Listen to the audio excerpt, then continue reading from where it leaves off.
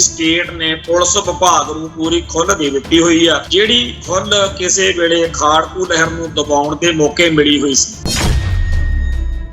ਜੇ ਪੰਜਾਬ ਦੇ ਵਿੱਚ ਅੱਜ ਪੀਸਫੁਲ ਤੇ ਬਿਲਕੁਲ ਡੈਮੋਕ੍ਰੇਟਿਕ ਖਾਲਿਸਤਾਨੀ ਅੰਦੋਲਨ ਦੇ ਦਿਨਾਂ ਵਿੱਚ ਪੁਲਿਸ ਨੂੰ ਇੰਨੀ ਖੁੱਲ੍ਹ ਦਿੱਤੀ ਗਈ ਹੈ ਕਿ ਜੇ ਇੰਨਾ ਵੱਡਾ ਖਤਰਾ ਆ ਵੀ ਇੱਥੇ ਮੁੱਖ ਮੰਤਰੀ ਨੂੰ ਕੋਈ ਠੋਕ ਕੇ ਤੁਰ ਜੂ, ਤਾਂ ਇਥੋਂ ਹਿਸਾਬ ਲਾ ਲਿਆ ਜਾਵੇ ਕਿ ਪੰਜਾਬ ਦੇ ਅਸਲ ਹਾਲਾਤ ਜਿਹੜੇ ਨੇ ਉਹ ਕਿਹੋ ਜਿਹੇ ਨੇ। ਇਸ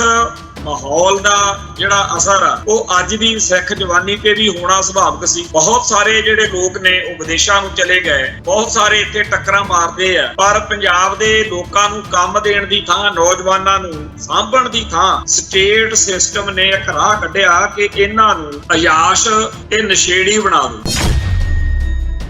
ਕਦੇ ਕੋਈ ਮਜੀਠੀਏ ਵੱਲ ਨੂੰ, ਅਕਾਲੀ ਦਲ ਵੱਲ ਨੂੰ ਉਂਗਲ ਕਰ ਦਿੰਦਾ, ਕਦੇ ਕੋਈ ਗੁਟਕਾ ਫੜ ਕੇ ਸਹੁੰ ਖਾ ਕੇ ਐਲਾਨ ਕਰ ਲੈਂਦਾ ਕੈਪਟਨ ਵਰਗਾ, ਕਦੇ ਕੇਜਰੀਵਾਲ ਵਰਗਾ ਜਿਹੜਾ ਹੈ ਉਹ ਮਾਫੀ ਮੰਗ ਕੇ ਖੜਾ ਛੁਡਾ ਲੈਂਦਾ। ਇਹ ਸਾਰੇ ਸ਼ੋਸ਼ੇ, ਸਾਰੇ ਡਰਾਮੇ ਜਿਹੜੇ ਆ ਉਹ ਆਪਦੀ ਥਾਂ ਤੇ ਆ, ਪਰ ਪੰਜਾਬ ਦੀ ਧਰਤੀ ਉੱਤੇ ਨਸ਼ਿਆਂ ਦਾ ਦਰਿਆ ਜਿਹੜਾ ਬੁੱਢਾ ਦਰਿਆ, ਬੁੱਢਾ ਨਾਲਾ ਜਿਹਨੂੰ ਕਹਿੰਦੇ ਆ ਲੁਧਿਆਣੇ ਵਾਲਾ, ਉਹਦੀ ਚਰਚਾ ਜ਼ਿਆਦਾ ਹੁੰਦੀ ਆ ਤੇ ਇਹਦੀ ਘੱਟ ਹੁੰਦੀ ਆ ਕਿ ਆਏ ਦਿਨ ਕਿਵੇਂ ਮੁੰਡੇ ਮਰ ਰਹੇ ਨੇ।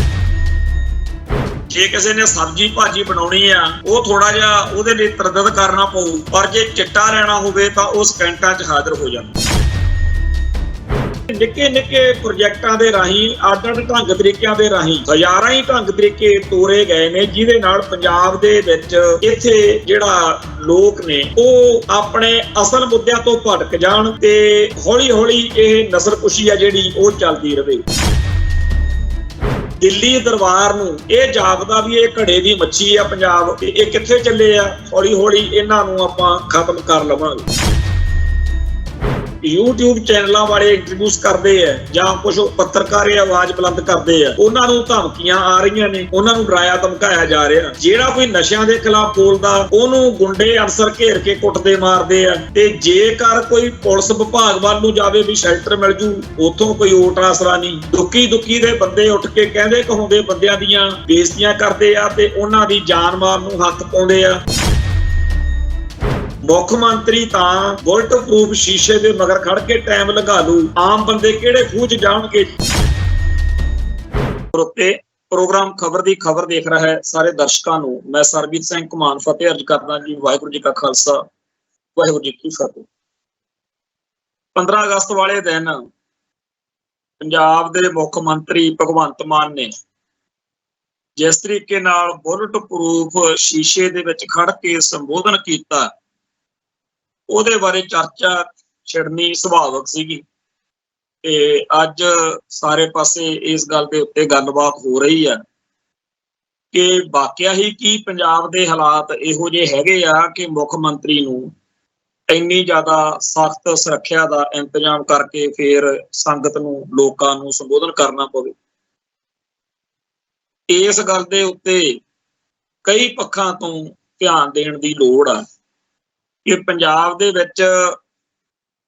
ਗੁੰਡਾਗਰਦੀ ਦਾ, ਗੈਂਗਸਟਰਵਾਦ ਦਾ ਰੌਲਾ ਕਾਫੀ ਵਧਿਆ ਹੋਇਆ। ਪਿਛਲੇ ਦਿਨੀ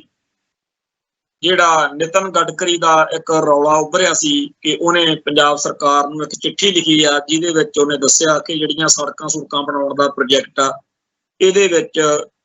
ਗੁੰਡਾ ਅਨਸਰਾਂ ਕਰਕੇ ਕਿਵੇਂ ਖਰਾਬੀ ਆ ਰਹੀ ਆ ਤੇ ਕਿਵੇਂ ਕਰੋੜਾਂ ਰੁਪਏ ਦਾ ਪ੍ਰੋਜੈਕਟ ਜਿਹੜਾ ਹੈਗਾ ਉਹ ਰੋਲ ਰਿਹਾ। ਇਸੇ ਤਰੀਕੇ ਨਾਲ ਪਿੱਛੇ ਜੇ ਪੰਜਾਬ ਦੇ ਮੁੱਖ ਮੰਤਰੀ ਦੇ ਨਿਵਾਸ ਦੇ ਸਾਹਮਣੇ ਦੀ ਇੱਕ ਸੜਕ ਜਾਂਦੀ ਆ, ਜਿਹੜੀ ਅੱਗੇ ਲੋਕਾਂ ਨੇ ਹਾਈ ਕੋਰਟ, ਸੁਪਰੀਮ ਕੋਰਟ ਤੱਕ ਉਹਦੇ ਮਸਲੇ 'ਚ ਗਏ ਕਿ ਇਹ ਰਾਹ ਪਬਲਿਕ ਲਈ ਖੋਲ੍ਹਿਆ ਜਾਵੇ। ਚਲੋ ਕਿਸੇ ਵੇਲੇ ਮੁੱਖ ਮੰਤਰੀ ਦੀ ਜਿਹੜੀ ਆ ਰਾਖੀ ਲਈ ਜਾਂ ਉਹਦੀ ਸੁਰੱਖਿਆ ਦੇ ਮੱਦੇਨਜ਼ਰ ਇਸ ਤਰੀਕੇ ਦੀਆਂ ਸੜਕਾਂ ਬੰਦ ਕਰਨੀਆਂ ਲੋਕਾਂ ਨੂੰ ਠੀਕ ਲੱਗਦੀਆਂ ਹੋਣਗੀਆਂ, ਪਰ ਹੁਣ ਤਾਂ ਮਾਹੌਲ ਵਿੱਚ ਬਹੁਤ ਫਰਕ ਆ। ਤੇ ਉਦੋਂ ਵੀ ਪੰਜਾਬ ਸਰਕਾਰ ਨੇ ਅਦਾਲਤ ਵਿੱਚ ਜਾ ਕੇ ਇਹੀ ਕਿਹਾ ਕਿ ਇੱਥੇ ਤਾਂ ਜੀ ਸਿੱਧੂ ਮੂਸੇਵਾਲੇ ਵਰਗਿਆਂ ਦੇ ਕਤਲ ਹੋ ਰਹੇ ਨੇ ਤੇ ਪੰਜਾਬ ਦੇ ਹਾਲਾਤ ਤਾਂ ਇੰਨੇ ਖਤਰਨਾਕ ਨੇ ਕਿ ਜਿਹੜਾ ਮੋਹਾਲੀ ਦੇ ਵਿੱਚ ਇੱਕ ਬਹੁਤ ਹੀ ਜ਼ਿਆਦਾ ਵੱਡੇ ਪੱਧਰ ਦੀ ਜਾਂਚ ਪੜਤਾਲ ਏਜੰਸੀ ਦਾ ਦਫ਼ਤਰ ਖੋਲ੍ਹਿਆ ਹੋਇਆ, ਉਹਦੇ ਉੱਤੇ ਵੀ ਰਾਕਟ ਨਾਲ ਹਮਲਾ ਜਿਹੜਾ ਹੈ ਉਹ ਹੋ ਚੁੱਕਿਆ। ਉਹ ਇਸ ਤਰੀਕੇ ਨਾਲ ਪੰਜਾਬ ਸਰਕਾਰ ਖੁਦ ਅਦਾਲਤਾਂ ਵਿੱਚ ਜਾ ਕੇ ਮੰਨਦੀ ਆ ਕਿ ਪੰਜਾਬ ਦੇ ਵਿੱਚ ਹਾਲਾਤ ਜਿਹੜੇ ਨੇ ਉਹ ਬੇਕਾਬੂ ਨੇ। ਤੇ ਇਹ ਵੀ ਗੱਲ ਆਪਣੇ ਸਾਰਿਆਂ ਦੇ ਸਾਹਮਣੇ ਆ ਕਿ ਇਸ ਮੌਕੇ ਕੋਈ ਖਾਲਿਸਤਾਨੀ ਖਾੜਕੂ ਸਰਗਰਮੀ ਜਿਹੜੀ ਆ ਉਹ ਉਸ ਤਰੀਕੇ ਦੀ ਤਾਂ ਘੱਟੋ ਘੱਟ ਨਹੀਂ ਚੱਲ ਰਹੀ ਜਿਹੇ ਬੀਤੇ ਦੌਰ ਵਿੱਚ ਪੂਰਾ ਇੱਕ ਜਿਹੜਾ ਸੰਘਰਸ਼ ਹੈ ਉਹ ਲੜਿਆ ਗਿਆ। ਜਿਹੜੀਆਂ ਸਰਗਰਮੀਆਂ ਇਸ ਮੌਕੇ ਹਥਿਆਰਬੰਦ ਫਰੰਟ ਤੇ ਹੋ ਰਹੀਆਂ ਨੇ ਉਹਨਾਂ ਨੂੰ ਬਹੁਤਾ ਕਰਕੇ ਗੁੰਡਾਗਰਦੀ ਨਾਲ, ਬਦਮਾਸ਼ੀ ਨਾਲ, ਗੈਂਗਸਟਰਵਾਦ ਨਾਲ ਜੋੜ ਕੇ ਦੇਖਿਆ ਜਾ ਰਿਹਾ। ਤੇ ਜਿਹੋ ਜਿਹਾ ਘਟਨਾਕ੍ਰਮ ਇਸ ਮੌਕੇ ਪੰਜਾਬ ਦੇ ਵਿੱਚ ਆਏ ਦਿਨ ਵਾਪਰਦਾ, ਉਹਦੇ ਵਿੱਚ ਇਹ ਵੀ ਗੱਲ ਸਾਫ਼ ਦਿਖਦੀ ਆ ਵੀ ਸਟੇਟ ਨੇ ਪੁਲਿਸ ਵਿਭਾਗ ਨੂੰ ਪੂਰੀ ਖੁੱਲ੍ਹ ਦੇ ਦਿੱਤੀ ਹੋਈ ਆ, ਜਿਹੜੀ ਖੁੱਲ੍ਹ ਕਿਸੇ ਵੇਲੇ ਖਾੜਕੂ ਲਹਿਰ ਨੂੰ ਦਬਾਉਣ ਦੇ ਮੌਕੇ ਮਿਲੀ ਹੋਈ ਸੀ।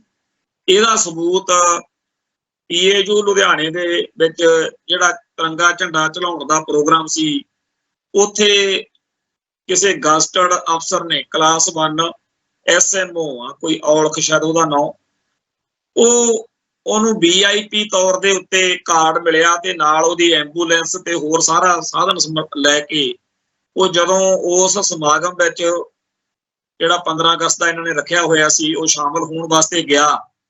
ਉਹਨੇ ਤਾਂ ਉੱਥੇ ਇੰਤਜ਼ਾਮ ਵਗੈਰਾ ਕਰਨੇ ਸੀ, ਉਹ ਬਿਲਕੁਲ ਆਪਦੇ ਹਿਸਾਬ ਨਾਲ ਪਹੁੰਚਿਆ ਤੇ ਉੱਥੇ ਜਿਹੜੇ ਪੁਲਿਸ ਮੁਲਾਜ਼ਮ ਸੀ ਉਹਨਾਂ ਨੂੰ ਜਦੋਂ ਦੱਸਿਆ ਵੀ ਮੇਰੇ ਕੋਲੇ ਜੀ VIP ਐਂਟਰੀ ਆ, ਆ ਮੇਰਾ ਆਈ ਕਾਰਡ ਵਗੈਰਾ, ਤੇ ਉਹ ਕਹਿੰਦੇ ਜੀ ਨਹੀਂ ਅਸੀਂ ਨਹੀਂ ਵੜਨ ਦਿੰਦੇ ਤੈਨੂੰ। ਮੁੜ ਕੇ ਉਹਦੇ ਨਾਲ ਬਦਸਲੂਕੀ ਤੇ ਬਦਕਲਾਮੀ ਵੀ ਕੀਤੀ ਗਈ। ਤੇ ਇਸ ਤਰੀਕੇ ਨਾਲ ਉਸ ਅਫਸਰ ਨੇ ਫਿਰ ਆਪਦੇ ਮਹਿਕਮੇ ਨੂੰ ਵੀ ਦੱਸਿਆ ਕਿ ਮੈਨੂੰ ਤੁਸੀਂ ਬਾਅਦ ਚ ਕੀ ਚਿੱਠੀ ਪੱਤਰ ਪੁੱਛਦੇ ਫਿਰੋ ਵੀ ਤੂੰ ਗਿਆ ਕਾਹਤੋਂ ਨਹੀਂ 15 ਅਗਸਤ ਦੇ ਪ੍ਰੋਗਰਾਮ 'ਚ, ਮੈਨੂੰ ਤਾਂ ਉੱਥੇ ਵੜਨ ਨਹੀਂ ਦਿੱਤਾ ਪੁਲਿਸ ਵਾਲਿਆਂ ਨੇ। ਜੇ ਕਲਾਸ 1 ਗਸਟਡ ਅਫਸਰ ਦਾ ਇਹ ਹਾਲ ਆ, ਤੁਸੀਂ ਇਹ ਸੋਚੋ ਕਿ ਪੰਜਾਬ ਦੇ ਇਹ ਪੁਲਿਸੀਏ ਆਮ ਲੋਕਾਂ ਦਾ ਕੀ ਹਸ਼ਰ ਕਰਦੇ ਹੋਣ। ਤੇ ਇਹਨਾਂ ਪੁਲਿਸੀਆਂ ਨੇ ਜੋ ਕੁਝ ਉੱਥੇ ਕੀਤਾ ਉਹੋ ਜਿਹਾ ਕੁਝ ਹੋਰ ਨਾ ਥਾਵਾਂ ਤੇ ਵੀ ਕੀਤਾ, ਤੇ ਕਈ ਮਾਮਲੇ ਜਿਹੜੇ ਆ 15 ਅਗਸਤ ਦੇ ਹਿਸਾਬ ਨਾਲ ਉਹ ਅੱਜ ਚਰਚਾ 'ਚ ਆਏ ਨੇ। 2 SHO ਆ ਜਿਹੜੇ ਉਹਨਾਂ ਦੇ ਮੁਅੱਤਲ ਹੋਣ ਦੀ ਖਬਰ ਆ। ਇੱਕ ਤਾਂ ਇਹੀ ਆ ਰੌਲਾ ਜਿਹਦੀ ਆਪਾਂ ਗੱਲ ਕਰਦੇ ਆ, ਲੁਧਿਆਣੇ ਦੇ DC ਦਫ਼ਤਰ ਨੇ, SSP ਦਫ਼ਤਰ ਨੇ, DGP ਆਫਿਸ ਨੇ ਇਸ ਮਸਲੇ ਉੱਤੇ ਉਸ ਮੁਲਾਜ਼ਮ ਨੂੰ ਲਾਈਨ ਹਾਜ਼ਰ ਕੀਤਾ, ਮੁਅੱਤਲ ਕੀਤਾ, ਕਾਰਵਾਈ ਚੱਲਣੀ ਆ ਉਹਦੇ ਉੱਤੇ। ਤੇ ਉਹ ਜਿਹੜਾ ਡਾਕਟਰ ਆ ਉਹ ਵੀ ਸੋਸ਼ਲ ਮੀਡੀਆ ਤੇ ਇੰਟਰਵਿਊ ਦੇ ਰਿਹਾ, ਉਹਨੇ ਲਿਖ ਕੇ ਵੀ ਪਾਇਆ ਇਸ ਮਸਲੇ ਉੱਤੇ। ਜੇਕਰ ਕਲਾਸ 1 ਗਸਟਡ ਅਫਸਰ ਨਾਲ ਪੁਲਿਸ ਦਾ ਇਹ ਵਿਵਹਾਰ ਆ ਤਾਂ ਇੱਥੋਂ ਅੰਦਾਜ਼ਾ ਲਾਓ ਕਿ ਆਮ ਲੋਕਾਂ ਨਾਲ ਕੀ ਹਾਲ ਹੋਊ। ਤੇ ਇਹੋ ਜਿਹੀ ਇੱਕ ਵੀਡੀਓ ਆਪਾਂ ਸਾਰੇ ਦੇਖ ਸਕਦੇ ਹਾਂ ਕਿ ਕਿਸਾਨਾਂ ਨੇ ਕੱਲ 15 ਅਗਸਤ ਦੇ ਹਿਸਾਬ ਨਾਲ ਪ੍ਰੋਟੈਸਟ ਜਿਹੜੇ ਕੀਤੇ ਆ, ਉੱਥੇ ਥਾਂ ਦੇ ਉੱਤੇ ਕਿਸਾਨ ਜਥੇਬੰਦੀਆਂ ਦੇ ਵਰਕਰਾਂ ਨਾਲ, ਆਗੂਆਂ ਨਾਲ ਬਦਸਲੂਕੀ ਬਹੁਤ ਜ਼ਿਆਦਾ ਕੀਤੀ ਗਈ। ਇੱਕ ਥਾਣੇਦਾਰ ਉੱਥੇ ਕਿਸਾਨਾਂ ਦੇ ਨਾਲ ਬਦਸਲੂਕੀ ਕਰਨ ਮੌਕੇ ਇੰਨਾ ਬੇਲਗਾਮ ਹੋ ਗਿਆ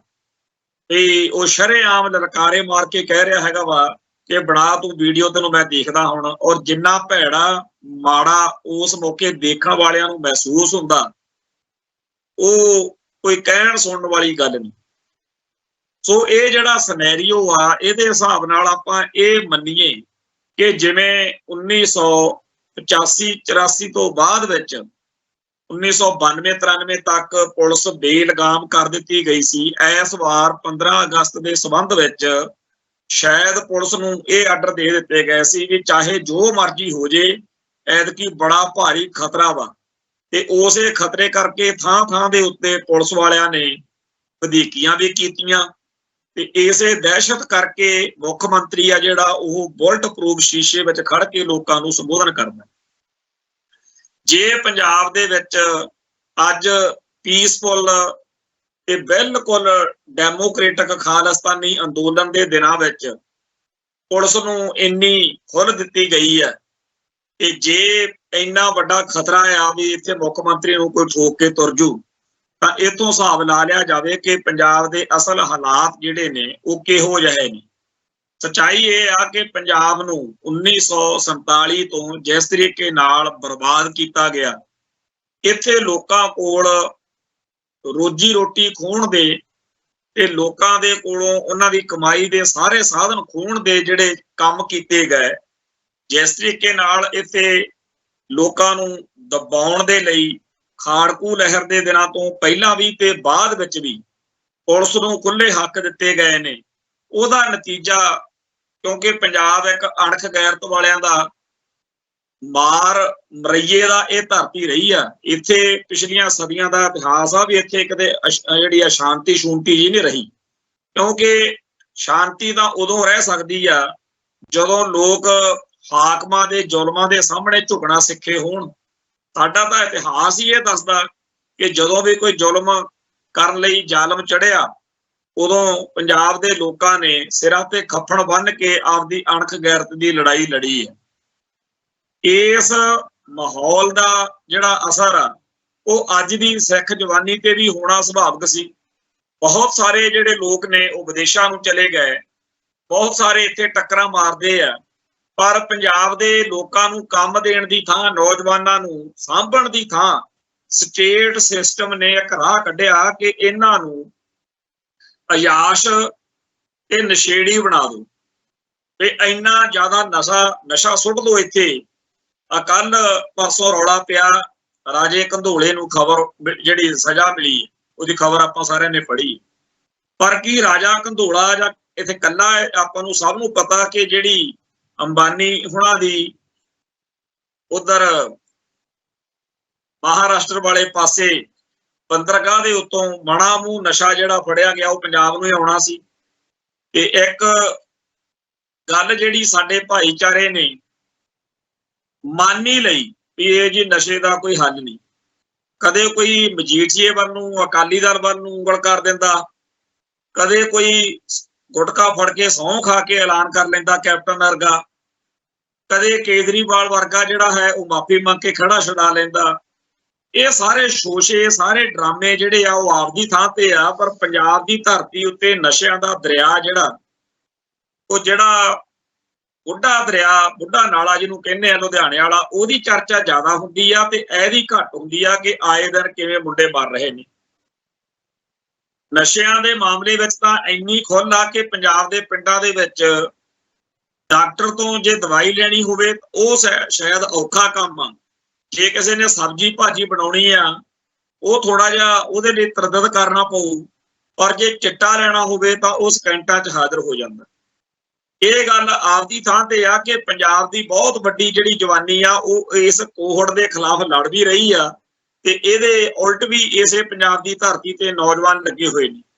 ਪਰ ਜਿਹੜੇ ਵੀ ਨੌਜਵਾਨ ਇਸ ਨਸ਼ਿਆਂ ਦੇ ਦਰਿਆ ਦੇ ਖਿਲਾਫ ਬੋਲਦੇ ਆ ਉਹਨਾਂ ਦੇ ਉੱਤੇ ਕਾਰਵਾਈਆਂ ਬੀਤੇ ਦੌਰ 'ਚ ਹੋਈਆਂ। ਆਪਾਂ ਨੂੰ ਸਭ ਨੂੰ ਪਤਾ ਉਹ ਜਿਹੜਾ ਮਾਨਸਾ ਵਾਲਾ ਝੋਟਾ ਨੌਜਵਾਨ ਜਿਹੜਾ ਮੁੰਡਾ, ਉਹਦੇ ਨਾਲ ਜੋ ਕੁਝ ਹੋਇਆ, ਅਸਲ ਵਿੱਚ ਉਹ ਸੁਨੇਹਾ ਦਿੱਤਾ ਗਿਆ ਸਿਸਟਮ ਵੱਲੋਂ ਕਿ ਨਸ਼ੇ ਜਿਹੜੇ ਵੇਚਦੇ ਨੇ ਉਹਨਾਂ ਨਾਲ ਤਾਂ ਅਸੀਂ ਕੋਈ ਨਹੀਂ ਮਾੜੀ ਚੰਗੀ ਕਰਨੀ, ਪਰ ਜਿਹੜਾ ਨਸ਼ਿਆਂ ਦੇ ਖਿਲਾਫ ਬੋਲੂਗਾ ਉਹ ਅਸੀਂ ਚੱਕ ਦੇਣਾ।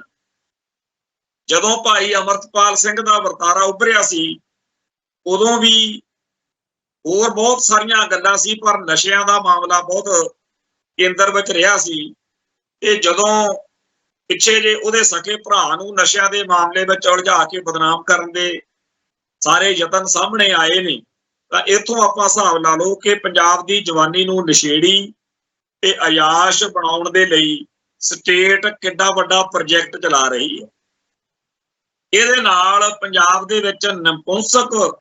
ਜਵਾਨੀ ਹੈ ਜਿਹੜੀ ਅੱਜ ਦੀ, ਉਹਨੂੰ ਵਧਾਉਣ ਲਈ ਵੀ ਇੱਥੇ ਜੀ ਬੱਚੇ ਪੈਦਾ ਕਰਨ ਯੋਗ ਹੀ ਨਾ ਰਹਿਣ ਲੋਕ। ਹੁਣ ਇੱਥੇ ਪੰਜਾਬ ਦੇ ਪਿੰਡਾਂ ਸ਼ਹਿਰਾਂ ਦੇ ਮੋੜਾਂ ਤੇ ਆਮ ਹੀ ਇਸ਼ਤਿਹਾਰ ਲਿਖੇ ਹੋਏ ਮਿਲਦੇ ਆ। ਪਹਿਲਾਂ ਜਿਵੇਂ PCO ਦੇ ਬੋਰਡ ਲੱਗੇ ਹੁੰਦੇ ਸੀ ਵੀ PCO ਆ ਜੀ, ਫਿਰ ਸਾਡੇ ਇੱਥੇ ਰਿਵਾਜ ਆਇਆ ਆਈਲੈਟਸ ਸੈਂਟਰਾਂ ਦਾ। ਹੁਣ ਇਹ ਵੀ ਬਹੁਤ ਜ਼ਿਆਦਾ ਤੁਸੀਂ ਚੈਨਲਾਂ ਦੇ ਉੱਤੇ ਜਾਂ ਇੱਥੇ ਸੜਕਾਂ ਦੇ ਉੱਤੇ ਲਿਖੇ ਹੋਏ ਦੇਖ ਸਕਦੇ ਹੋ ਕਿ ਜੀ IVF, ਜਾਂ ਮਤਲਬ ਕਿ ਜੇ ਤੁਹਾਡੇ ਬੱਚਾ ਨਹੀਂ ਹੁੰਦਾ ਤੁਸੀਂ ਇਸ ਤਰੀਕੇ ਨਾਲ ਬੱਚਾ ਲਓ। ਪੰਜਾਬ ਦੇ ਬਾਰੇ ਇੱਥੇ ਇੱਕ 20-25 ਸਾਲ ਪਹਿਲਾਂ ਦੀ ਗੱਲ ਹੈ, ਕਿਸੇ ਨੇ PhD ਕੀਤੀ ਸੀ ਤੇ ਉਹਦੇ ਵਿੱਚ ਇਹ ਗੱਲ ਖਾਸ ਤੌਰ ਤੇ ਬਾਕੀ ਸਾਰੇ ਹੋਰ ਪੱਖਾਂ ਦੇ ਨਾਲ ਪੰਜਾਬ ਦੇ ਲੋਕਾਂ ਬਾਰੇ ਦੱਸੀ ਸੀ ਕਿ ਇਹਨਾਂ ਜਾਂ ਖਾਣ ਪੀਣ ਰਹਿਣ ਸਹਿਣ ਇੰਨਾ ਜ਼ੋਰਦਾਰ ਆ ਵੀ ਬੇਸ਼ੱਕ ਇੱਥੇ ਹਮੇਸ਼ਾ ਜੰਗੀ ਮਾਹੌਲ ਰਹਿੰਦਾ, ਖਾਧਾ ਪੀਤਾ ਲਾਹੇ ਦਾ, ਬਾਕੀ ਅਹਿਮਦ ਸ਼ਾਹੇ ਦਾ ਵੀ ਚੱਲਦਾ ਰਿਹਾ, ਪਰ ਪੰਜਾਬ ਦੇ ਲੋਕ ਅਣਖ ਗੈਰਤ ਵਾਲੇ ਲੜਨ ਭਿੜਨ ਵਾਲੇ ਨੇ। ਇਸ ਕਰਕੇ ਇੱਥੇ ਜਿਹੜੀ ਲੋਕਾਂ ਦੇ ਵਿੱਚ ਮਰਦ ਅਤੇ ਔਰਤ ਦੇ ਵਿੱਚ ਬੱਚੇ ਜੰਮਣ ਦੀ ਜਿਹੜੀ ਸਮਰੱਥਾ ਸ਼ਕਤੀ ਆ ਉਹ ਬੜੀ ਜ਼ੋਰਦਾਰ ਹੈ।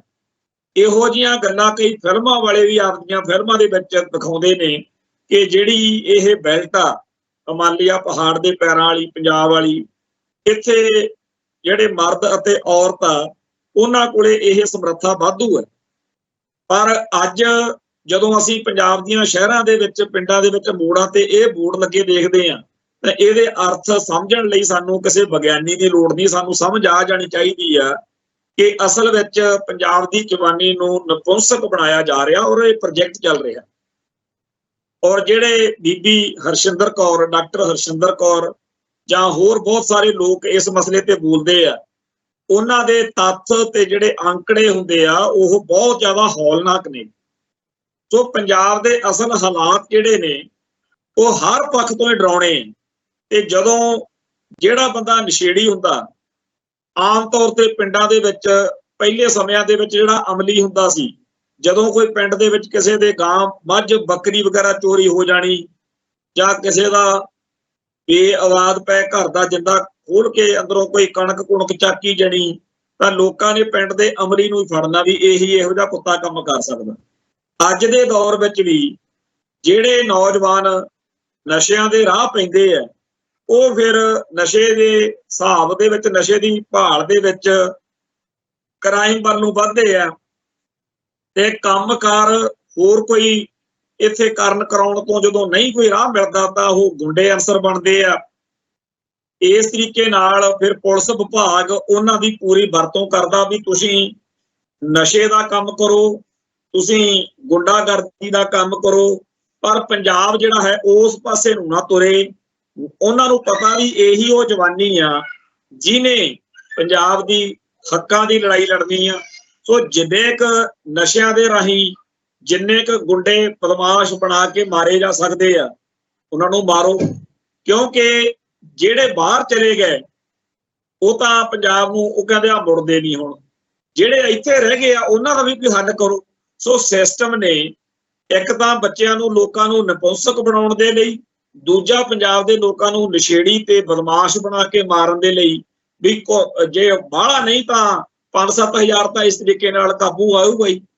ਸੋ ਸੱਚਾਈ ਇਸ ਗੱਲ 'ਚ ਆ ਕਿ ਨਿੱਕੇ ਨਿੱਕੇ ਪ੍ਰੋਜੈਕਟਾਂ ਦੇ ਰਾਹੀਂ, ਅੱਡ-ਅੱਡ ਢੰਗ ਤਰੀਕਿਆਂ ਦੇ ਰਾਹੀਂ ਹਜ਼ਾਰਾਂ ਹੀ ਢੰਗ ਤਰੀਕੇ ਤੋਰੇ ਗਏ ਨੇ ਜਿਹਦੇ ਨਾਲ ਪੰਜਾਬ ਦੇ ਵਿੱਚ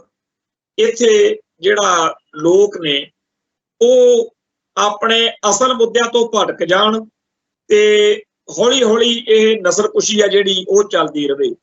ਦਿੱਲੀ ਦਰਬਾਰ ਨੂੰ ਇਹ ਜਾਪਦਾ ਵੀ ਇਹ ਘੜੇ ਦੀ ਮੱਛੀ ਆ ਪੰਜਾਬ,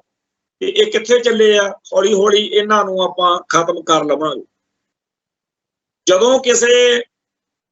ਸਟੇਟ ਦੇ, ਕਿਸੇ ਹਕੂਮਤ ਦੇ ਇਹੋ ਜਿਹੇ ਏਜੰਡੇ ਹੋਣ ਤਾਂ ਉਹਦੇ ਖਿਲਾਫ ਲੜਨਾ ਬੋਲਣਾ ਵੀ ਇੱਕ ਬਹੁਤ ਵੱਡੀ ਗੱਲ ਹੁੰਦੀ ਹੈ।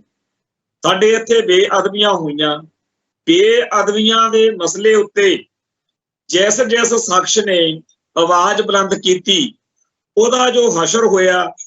ਜਿਹੜੇ YouTube ਚੈਨਲਾਂ ਵਾਲੇ ਇੰਟਰਵਿਊਜ਼ ਕਰਦੇ ਆ ਜਾਂ ਕੁਝ ਪੱਤਰਕਾਰ ਆਵਾਜ਼ ਬੁਲੰਦ ਕਰਦੇ ਆ, ਉਹਨਾਂ ਨੂੰ ਧਮਕੀਆਂ ਆ ਰਹੀਆਂ ਨੇ, ਉਹਨਾਂ ਨੂੰ ਡਰਾਇਆ ਧਮਕਾਇਆ ਜਾ ਰਿਹਾ। ਜਿਹੜਾ ਕੋਈ ਨਸ਼ਿਆਂ ਦੇ ਖਿਲਾਫ ਬੋਲਦਾ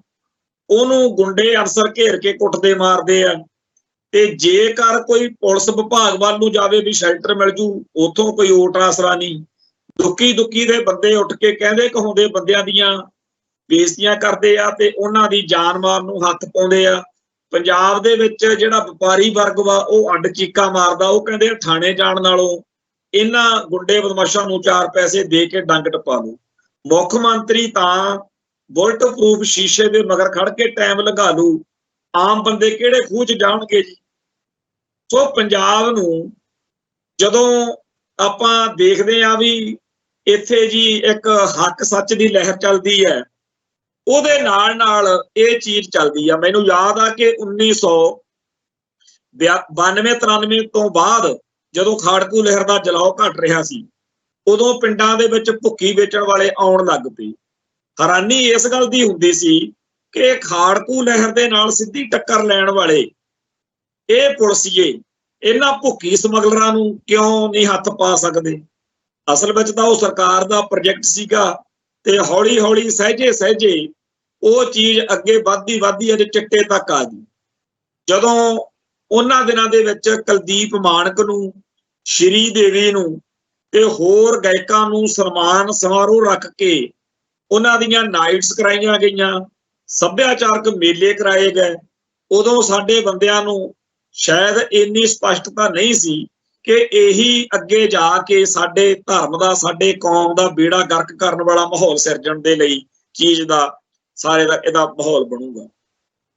ਪਿੱਛੇ ਜਿਹਾ ਹੈ ਪੰਜਾਬ ਦਾ ਇੱਕ ਮੰਤਰੀ, ਸ਼ਾਇਦ ਸੱਭਿਆਚਾਰਕ ਮਾਮਲਿਆਂ ਦਾ ਸੀ ਮੰਤਰੀ, ਚੌਧਰੀ ਸਵਰਨਾ ਰਾਮ ਸੀ ਉਹਦਾ ਨਾਮ, ਉਹਨੇ ਵੀ ਜਾਂ ਹੋਰ ਬਹੁਤ ਸਾਰਿਆਂ ਨੇ ਸਰਕਾਰੀ ਤੌਰ ਤੇ ਐਲਾਨ ਕੀਤੇ ਕਿ ਪੰਜਾਬ ਦੇ ਵਿੱਚ ਗਾਇਕਾਂ ਨੂੰ ਸੱਭਿਆਚਾਰਕ ਤੌਰ ਦੇ ਉੱਤੇ ਸਹੀ ਦਿਸ਼ਾ ਵੱਲ ਲੋਕਾਂ ਨੂੰ ਤੋਰਨ ਲਈ ਯਤਨ ਕਰਨੇ ਚਾਹੀਦੇ ਨੇ। ਜਦੋਂ ਆਪਾਂ ਵੀ ਸਾਰੇ ਅਸ਼ਲੀਲ ਤੇ ਅਸੱਭਿਅਕ ਗਾਇਕੀ ਦੇ ਬਾਰੇ ਗੱਲ ਕਰਦੇ ਸੀ, ਜਦੋਂ ਪੰਜਾਬ ਦੀ ਗਾਇਕੀ ਨੇ ਨੌਜਵਾਨਾਂ ਨੂੰ ਉਕਸਾ ਕੇ ਗੁੰਡੇਗਰਦੀ ਵਾਲੇ ਰਾਹ ਤੋਰਿਆ, ਜਦੋਂ ਪੰਜਾਬ ਦੀ ਸਾਰੀ ਜਿਹੜੀ ਨੌਜਵਾਨੀ ਨੂੰ ਕਰਾਹੇ ਪਾਉਣ ਦੇ ਲਈ ਗੀਤ ਸੰਗੀਤ ਨੂੰ ਵਰਤਿਆ ਗਿਆ, ਇੱਕ ਗਾਇਕੀ, ਇੱਕ ਗੀਤਕਾਰੀ ਉਹ ਆ ਜਿਹੜੀ ਸੋਹਜ ਸਵਾਦ ਨਾਲ ਲੋਕਾਂ ਨੂੰ ਕਿਸੇ ਸੁਚੱਜੇ ਪਾਸੇ ਦੀ ਰਾਇ ਦੇਵੇ, ਜਿਹਦੇ ਵਿੱਚ ਕਈ ਪੱਖ ਹੋ ਜਾਂਦੇ ਆ, ਕਈ ਰਸ ਨੇ ਗਾਇਕੀ ਦੇ ਵਿੱਚ, ਲੋਕ ਕਈ ਚੀਜ਼ਾਂ ਨੂੰ ਚੰਗਾ ਸਮਝਦੇ ਆ। ਪਰ ਪੰਜਾਬ ਦੇ ਵਿੱਚ ਸਰਕਾਰੀ ਤੌਰ ਦੇ ਉੱਤੇ ਇਸ ਗਾਇਕੀ ਨੂੰ, ਗੀਤਕਾਰੀ ਨੂੰ ਕਿਵੇਂ ਪੰਜਾਬ ਦੇ ਹਿੱਤਾਂ ਦੇ ਉਲਟ ਭੁਗਤਾਇਆ ਗਿਆ, ਇਹ ਵੀ ਇੱਕ ਹਮਲਾ ਹੀ ਸੀ। ਹੁਣ ਇਸ ਮੌਕੇ ਪੰਜਾਬ ਦੀ ਬੋਲੀ, ਧਰਮ ਅਤੇ ਸੱਭਿਆਚਾਰ ਦੇ ਹਰ ਹਿੱਸੇ ਉੱਤੇ ਨਿੱਕੇ ਨਿੱਕੇ ਹਮਲੇ ਹੋ ਰਹੇ ਨੇ। ਇਸ ਸਾਰੇ ਦੇ ਵਿੱਚ ਜਿਹੜੇ ਬੱਚੇ ਸਾਡੇ ਜਵਾਨ ਹੋ ਰਹੇ ਨੇ ਉਹ ਕੀ ਬਣਨਗੇ। ਮੈਂ 1983 ਦੇ ਮੌਕੇ ਇਹ ਗੱਲ ਨੋਟ ਕੀਤੀ ਸੀ ਕਿ ਸਾਡੇ ਸਾਰਿਆਂ ਦੇ ਉੱਤੇ ਉਸ ਲਹਿਰ ਦਾ ਅਸਰ ਹੋਇਆ, ਸਾਡੇ ਪੱਗਾਂ ਦਾੜੇ, ਸਾਡੇ ਸਾਰੇ ਕਾਸੇ ਦੇ ਉੱਤੇ, ਜੀਵਨ ਦੇ ਉੱਤੇ ਖਾਲਿਸਤਾਨੀ ਸ਼ਹੀਦਾਂ ਦਾ, ਯੋਧਿਆਂ ਦਾ ਅਸਰ ਹੋਇਆ। ਤੇ ਇਹ ਗੱਲ ਆਮ ਆ ਕਿ ਜਿਹੜੇ ਉਸ ਮੌਕੇ 15 ਤੋਂ 25 ਸਾਲ ਦੇ ਵਿਚਾਲੇ ਉਮਰ ਦੇ ਸੀ, ਉਹਨਾਂ ਸਾਰਿਆਂ ਦੇ ਉੱਤੇ ਇਸ ਮੌਕੇ ਤੱਕ, ਚਾਹੇ ਉਹਨਾਂ ਦੀਆਂ ਉਮਰਾਂ ਵੱਡੀਆਂ ਹੋ ਗਈਆਂ, ਦਾੜੀਆਂ ਚਿੱਟੀਆਂ ਹੋ ਗਈਆਂ, ਅੱਜ ਵੀ ਖਾਲਿਸਤਾਨੀ ਸੰਘਰਸ਼ ਦਾ ਅਸਰ ਹੈਗਾ। ਜਿਹੜੇ ਬੱਚੇ ਅੱਜ 15 ਤੋਂ 25 ਸਾਲ ਦੇ ਵਿਚਾਲੇ ਹੈ, ਉਹਨਾਂ ਸਾਰਿਆਂ ਦੇ ਉੱਤੇ ਇਸ ਪੰਥ ਵਿਰੋਧੀ, ਅਸੱਭਿਅਕ, ਨਸ਼ਿਆਂ ਦੇ ਹੱਕ ਵਿੱਚ, ਗੁੰਡਾਗਰਦੀ ਦੇ ਹੱਕ ਵਿੱਚ ਤੇ ਹੋਰ ਜਿਹੜੀਆਂ ਅਲਾਮਤਾਂ ਨੇ ਉਹਨਾਂ ਵਾਲਾ ਜਿਹੜਾ ਮਾਹੌਲ ਆ ਉਹਦਾ ਅਸਰ ਹੋਏਗਾ। ਤੇ ਇਹ ਲੋਕ ਆਉਣ ਵਾਲੇ ਸਮੇਂ 'ਚ ਕਿਹੋ ਜਿਹੇ ਸਿੱਖ ਹੋਣਗੇ, ਇਹ ਤੋਂ ਆਪਾਂ ਅੰਦਾਜ਼ਾ ਲਾ ਲਓ। ਜਦੋਂ ਸੋਸ਼ਲ ਮੀਡੀਆ ਦੇ ਦੌਰ ਵਿੱਚ ਬਹੁਤ ਸਾਰਾ ਕੁਝ ਇਹੋ ਜਿਹਾ ਉਹਨਾਂ ਦੇ ਸਾਹਮਣੇ ਲਿਆ ਕੇ ਸੁੱਟਿਆ ਜਾ ਰਿਹਾ, ਜਿਹਦੇ ਅਸਰ ਵਿੱਚ ਉਹਨਾਂ ਦੇ ਕੋਲੋਂ ਉਹਨਾਂ ਦਾ ਧਰਮ, ਉਹਨਾਂ ਦੀ ਬੋਲੀ ਤੇ ਸੱਭਿਆਚਾਰ ਦਾ ਛੁੱਟ ਜਾਣਾ, ਪਹਿਲਾਂ ਹੀ ਜਿਹੜਾ ਉਹਨਾਂ ਤੇ ਇਹ ਅਟੈਕ ਚੱਲ ਰਿਹਾ ਤੇ ਇਸ ਤਰੀਕੇ ਨਾਲ ਉਹਨਾਂ ਨੂੰ ਹੋਰ ਜ਼ਿਆਦਾ ਘੇਰਿਆ ਜਾ ਰਿਹਾ। ਸੋ ਸਾਡੀ ਕੌਮ ਦਾ ਇਸ ਮੌਕੇ ਜਿੱਥੇ ਖਾਲਿਸਤਾਨ ਦੇ ਏਜੰਡੇ ਪ੍ਰਤੀ ਤੁਰਨਾ, ਖਾਲਿਸਤਾਨ ਨੂੰ ਸਮਰਪਿਤ ਹੋ ਕੇ ਅੱਗੇ ਵਧਣਾ ਬੜਾ ਜ਼ਰੂਰੀ ਹੈ। ਉੱਥੇ ਜੇ ਆਪਾਂ ਸੋਚੀਏ ਤਾਂ ਸਾਡੀ ਕੌਮ ਦੇ ਜਿਹੜੇ ਹੋਰ ਕਈ ਸਫੇ, ਕਈ ਧਿਰਾਂ, ਕਈ ਜਿਹੜੇ ਜਥੇਬੰਦੀਆਂ ਨੇ, ਉਹਨਾਂ ਨੂੰ ਪੰਜਾਬ ਦੀ ਜਵਾਨੀ ਨੂੰ ਸਿੱਖ ਕਦਰਾਂ ਕੀਮਤਾਂ ਨਾਲ ਜੋੜ ਕੇ ਪੰਥ ਦੇ ਅਸਲ ਮੁੱਦਿਆਂ ਵੱਲ ਤੋਰਨ ਤਰਾਉਣ ਦੇ ਲਈ ਵੀ ਯਤਨਸ਼ੀਲ ਹੋਣਾ ਪਊਗਾ। ਜਿਹੜੇ ਸਾਡੇ ਭੈਣ ਭਰਾ ਇਹ ਸੋਚਦੇ ਆ ਕਿ ਜੀ ਇਹ ਮੁੱਦੇ ਸਾਡੇ ਨਹੀਂ ਹੈਗੇ, ਅਸੀਂ ਤਾਂ ਕੇਵਲ ਖਾਲਿਸਤਾਨ ਦੀ ਗੱਲ ਕਰਾਂਗੇ, ਉਹ ਬਹੁਤ ਭੋਲੇ ਆ। ਆਪਾਂ ਇਹ ਮੰਨਦੇ ਆ ਕਿ ਸਾਡੀ ਸਾਰੀ ਸਮਰੱਥਾ ਜਿਹੜੀ ਆ ਉਹ ਪਹਿਲਾਂ ਹੀ ਘੱਟ ਵਾ, ਪਰ ਸੱਚਾਈ ਇਹ ਆ ਕਿ ਜੇ ਇਧਰਲੇ ਪਾਸੇ ਨਾ ਤੁਰੇ ਤਾਂ ਕੰਮ ਸਾਡਾ ਹੋਰ ਖਰਾਬ ਹੋ ਜੂ। ਇਸ ਗੱਲ ਬਾਰੇ ਮੈਂ ਇੱਕ ਹੋਰ ਨੁਕਤਾ ਨਿਗਾਹ ਵੀ ਸਾਂਝਾ ਕਰਨਾ ਚਾਹੁੰਦਾ ਕਿ 1990-91 ਦੇ ਵਿੱਚ ਸਮਾਜ ਸੁਧਾਰ ਲਹਿਰ ਚੱਲੀ ਤੇ ਉਦੋਂ ਜੋ ਕੁਝ ਵਾਪਰਿਆ ਉਹਦੇ ਬਾਰੇ ਆਮ ਲੋਕ ਅੱਜ ਤੱਕ ਸਿਫਤਾਂ ਕਰਦੇ ਆ ਕਿ ਕਿਵੇਂ ਰਾਤੋਂ ਰਾਤ ਪੰਜਾਬੀ ਲਾਗੂ ਹੋ ਗਈ ਸੀ, ਕਿਵੇਂ ਜੀ ਉਸ ਮੌਕੇ ਜਿਹੜੀਆਂ ਧੀਆਂ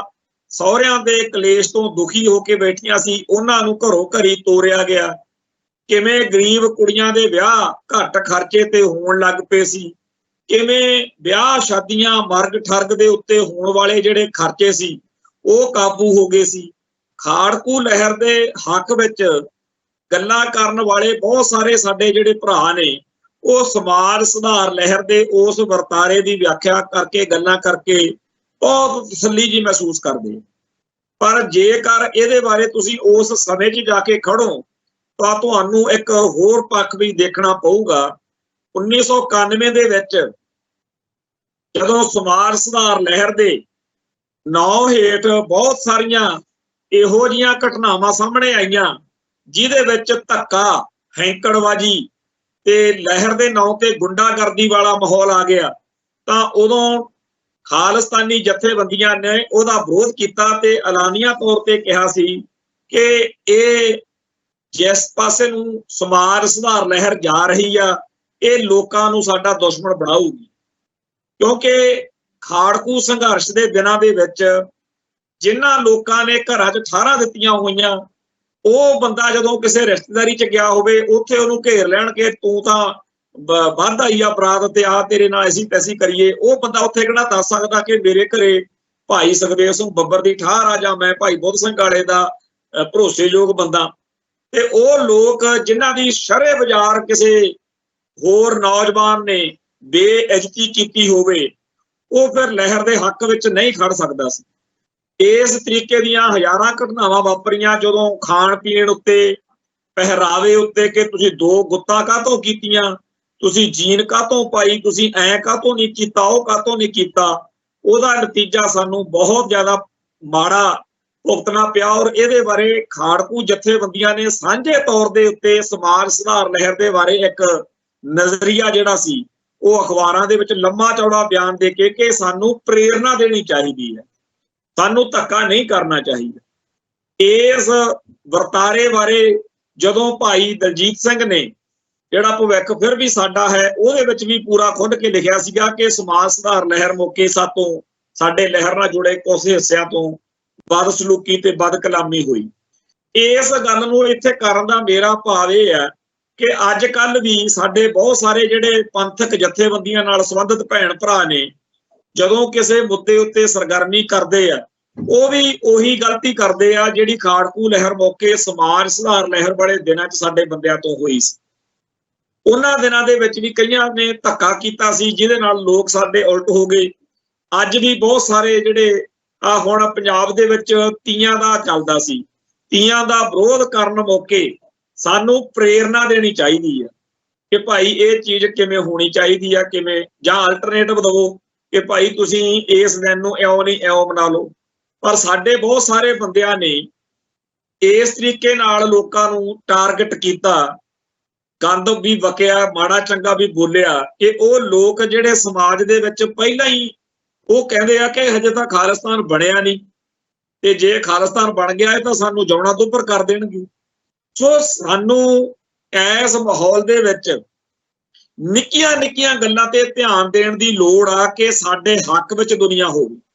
ਜੇ ਅਸੀਂ ਹਰ ਇੱਕ ਬੰਦੇ ਨੂੰ ਇਹ ਕਾਰਨ ਪ੍ਰੋਵਾਈਡ ਕਰਾਂਗੇ, ਮੁਹੱਈਆ ਕਰਾਂਗੇ ਕਿ ਉਹ ਖਾਲਿਸਤਾਨ ਦੇ ਹੱਕ ਵਿੱਚ ਹੋਵੇ ਤਾਂ ਸਾਡਾ ਸੰਘਰਸ਼ ਕਾਮਯਾਬ ਹੋਣ ਦੇ ਆਸਾਰ ਬਣਦੇ ਆ। ਜੇ ਅਸੀਂ ਉਹ ਹਰਕਤਾਂ ਕਰੀਏ ਜਿਹਦੇ ਨਾਲ ਹਰੇਕ ਸਿੱਖ ਜਾਂ ਹਰੇਕ ਪੰਜਾਬੀ ਸਾਡੇ ਖਿਲਾਫ ਹੁੰਦਾ ਰਵੇ ਫੇਰ ਸਾਡੇ ਸੰਘਰਸ਼ ਦੇ ਖਿਲਾਫ ਮਾਹੌਲ ਬਣੇਗਾ। ਸਾਡੇ ਸਾਰਿਆਂ ਦੇ ਉੱਤੇ ਬੜੀ ਭਾਰੀ ਜ਼ਿੰਮੇਵਾਰੀ ਆ ਕਿ ਸਟੇਟ ਦੀਆਂ ਚਾਲਾਂ ਨੂੰ ਸਮਝੀਏ, ਸਟੇਟ ਦੇ ਏਜੰਡਿਆਂ ਨੂੰ ਸਮਝੀਏ ਤੇ ਉਹਨਾਂ ਦੇ ਬਾਰੇ ਆਪਣੇ ਭਾਈਚਾਰੇ ਨੂੰ ਕਾਇਲ ਕਰੀਏ, ਉਹਨਾਂ ਨੂੰ ਸਮਝਾਈਏ ਕਿ ਭਾਈ ਇਸ ਗੱਲ ਦਾ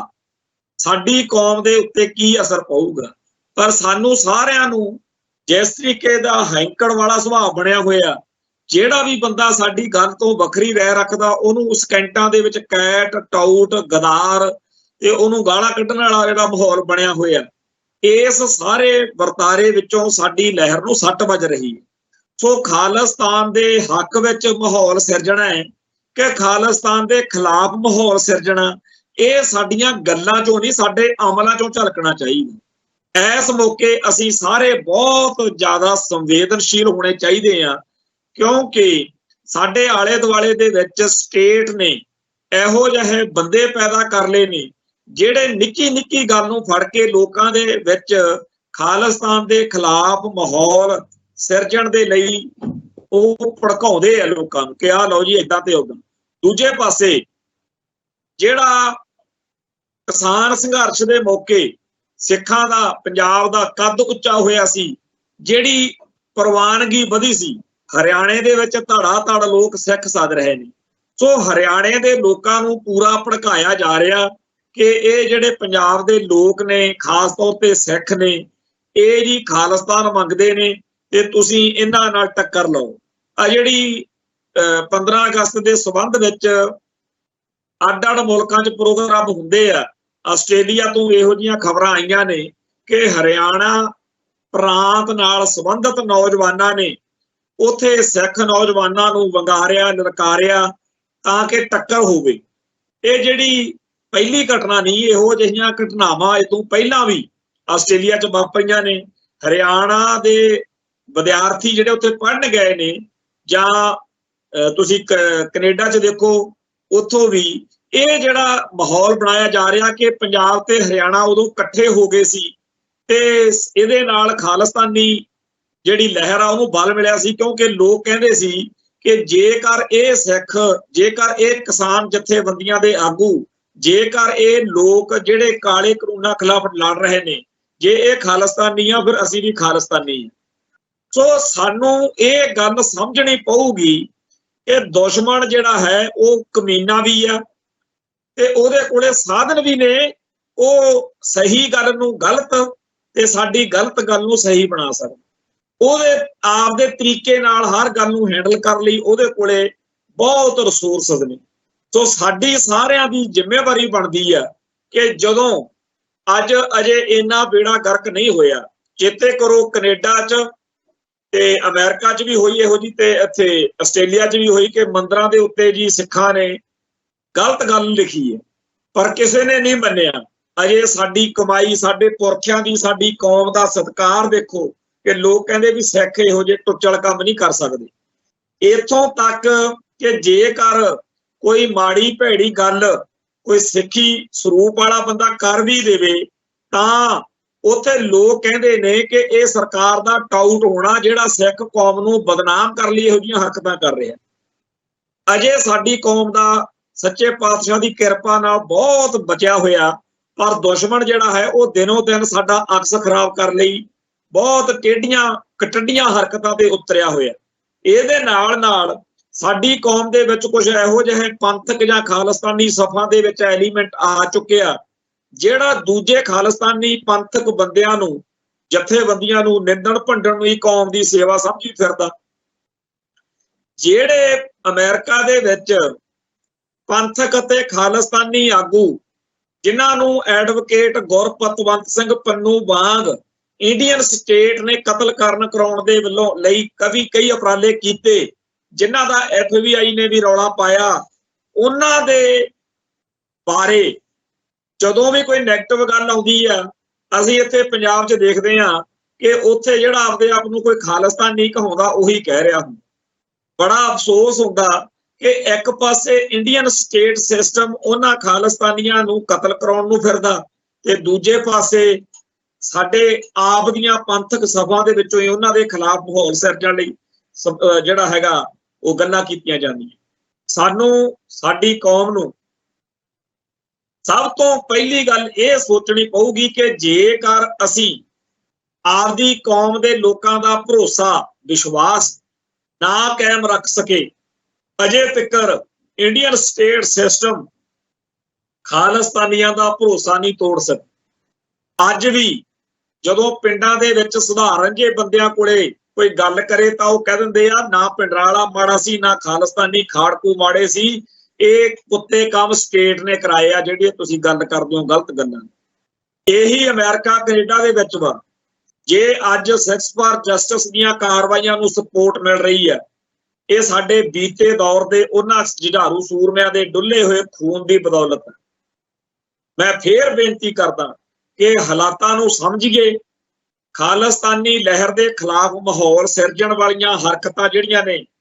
ਜਾਂ ਜਿਹੜੀਆਂ ਸ਼ਖਸੀਅਤਾਂ ਨੇ, ਜਾਂ ਜਿਹੜੀਆਂ ਧਿਰਾਂ ਨੇ, ਉਹਨਾਂ ਦੀ ਨਿਸ਼ਾਨਦੇਹੀ ਕਰੀਏ, ਉਹਨਾਂ ਦੇ ਕੰਮਾਂ ਨੂੰ ਐਕਸਪੋਜ਼ ਕਰੀਏ ਕਿ ਕਿਵੇਂ ਇਹ ਲੋਕ ਸਿੱਖਾਂ ਦੇ ਦਿਲ ਦਿਮਾਗ ਵਿੱਚ ਇੰਡੀਅਨ ਜਿਹੜਾ ਨੈਸ਼ਨਲਿਜ਼ਮ ਆ ਉਹ ਭਰਨਾ ਚਾਹੁੰਦੇ ਆ, ਤੇ ਸਿੱਖ ਕੌਮ ਦੀ ਕੌਮ ਪ੍ਰਸਤੀ ਜਿਹੜੀ ਆ ਉਹ ਖਾਰਜ ਕਰਨੀ ਚਾਹੁੰਦੇ ਆ। ਖੈਰ, ਗੱਲਾਂ ਬਾਤਾਂ ਹੋਰ ਵੀ ਨੇ, ਹੁਣ ਸਮਾਂ ਹੋ ਗਿਆ, ਕੱਲ ਫਿਰ ਮਿਲਾਂਗੇ। ਨਾਨਕ ਨਾਮ ਚੜ੍ਹਦੀ ਕਲਾ, ਤੇਰੇ ਭਾਣੇ ਸਰਬੱਤ ਦਾ ਭਲਾ। ਵਾਹਿਗੁਰੂ ਜੀ ਕਾ ਖਾਲਸਾ, ਵਾਹਿਗੁਰੂ ਜੀ ਕੀ ਫਤਿਹ।